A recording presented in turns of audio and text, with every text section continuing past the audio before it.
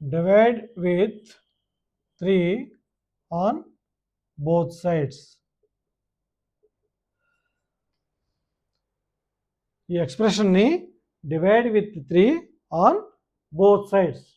So 4 plus 5 by 3 is equal to 6 plus 3 by 3. 4 plus 5 ఎంత అనుకున్నాం? 9. 9 by 3. ఇటు పక్క 9 by 3. LHS 9 by 3, RHS 9 by 3. 9 by 3 అంటే ఏంటి? 3. ఇక్కడ 9 బై 3 అంటే 3.